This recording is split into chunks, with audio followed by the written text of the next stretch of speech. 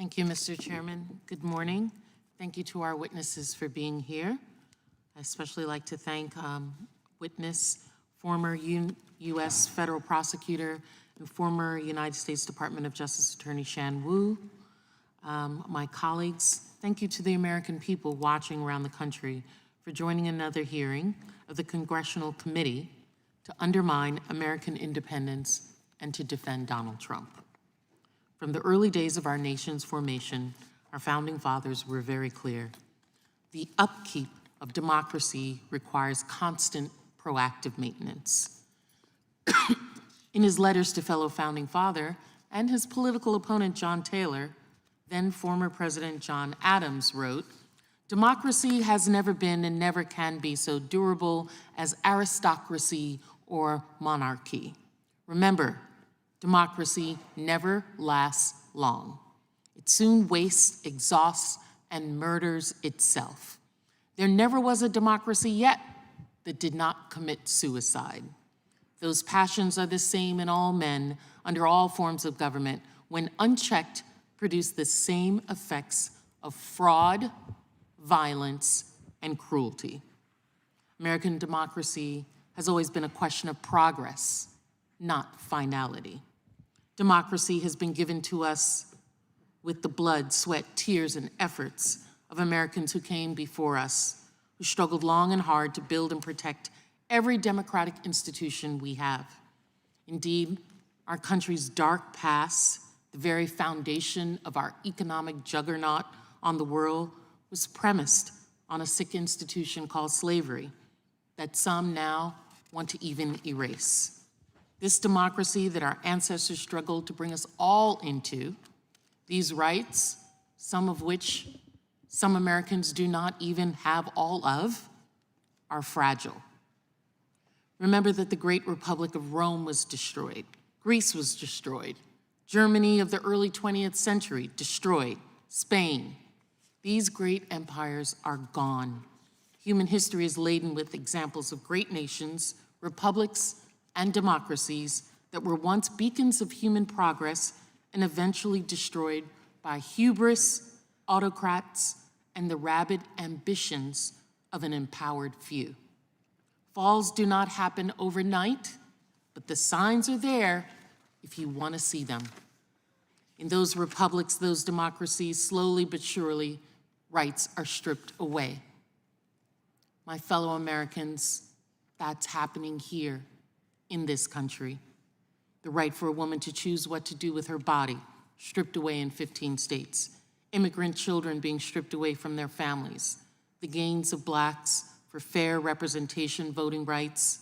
Recognition of the historic lack of creating an even playing field, stripped away.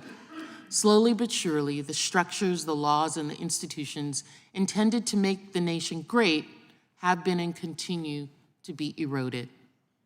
Not to mention the souls of the human race and minorities being eroded every day by injustices. We have a blueprint that we can see how that's being done. Project 2025 plans to upend structures, institutions, and the basic rights that have supposedly been afforded to Americans to make it great. It's a playbook for Donald Trump's second term and a plan for the destruction of America as we know it. Despite flashy headlines printed over American flags and the likes of obnoxious men who give loud speeches about their love for making America great again, Project 2025 delivers no such thing. Project 2025 will slowly but surely strip away our rights. I've asked for a hearing about Project 2025 because I believe it is a dire warning to us all of an individual and others around him's desire to weaponize the government for their own empowerment. It will rip our experts out of agencies to be replaced by sycophant political appointees. It will strip women of even more healthcare access and rights. It will further dehumanize undocumented immigrants and punish their family members, even those who are American citizens, for daring to be associated with them. It will restrict free speech in schools to only allow far-right approved agendas and curriculum. It will erode our freedoms, all under the vague guise of making America great. And yes, because it is a grand Republican plan, Project 2025 calls for severe cuts to Medicare and Social Security. I'm not just saying that. The authors of Project 2025 are saying that.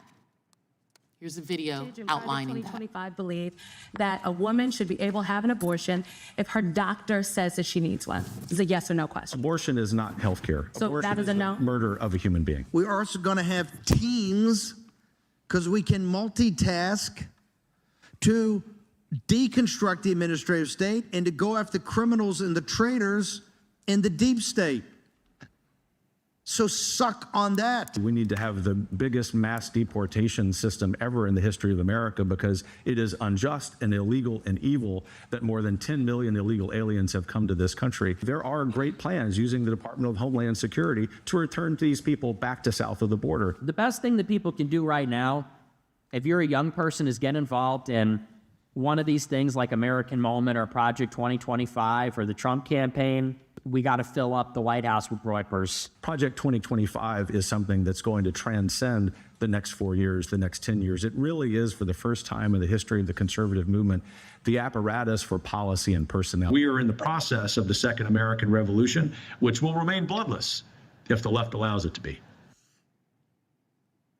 Playing patriotic music, claiming to love freedom, demonizing every group in the nation that is not like you, will not protect you and your civil rights.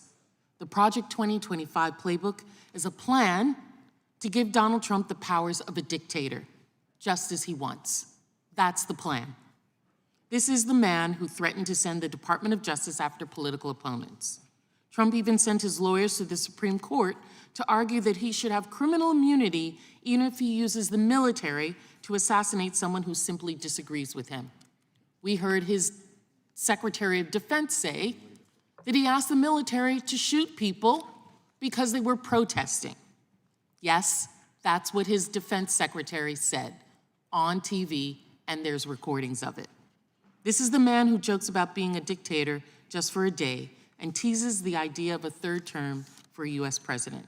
This is a man who wants to implement sycophant loyalty tests. He's a man who will fire every employee in every agency who upholds their pledge to serve their country over the president. Donald Trump is a clear and present danger to the continuation of American democracy as we know it.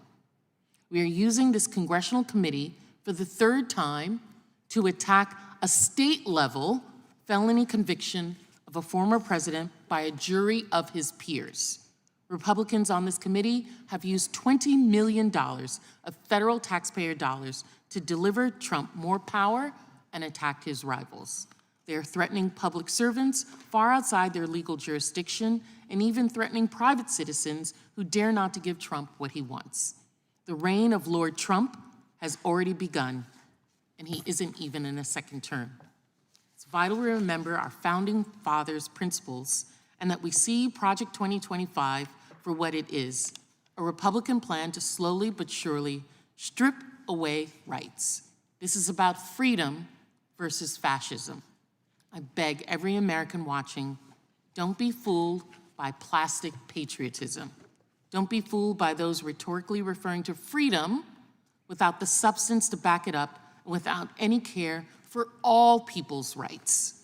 A true understanding of freedom comes from respecting the sacrifices of our ancestors, our democratic institutions, and a robust rule of law.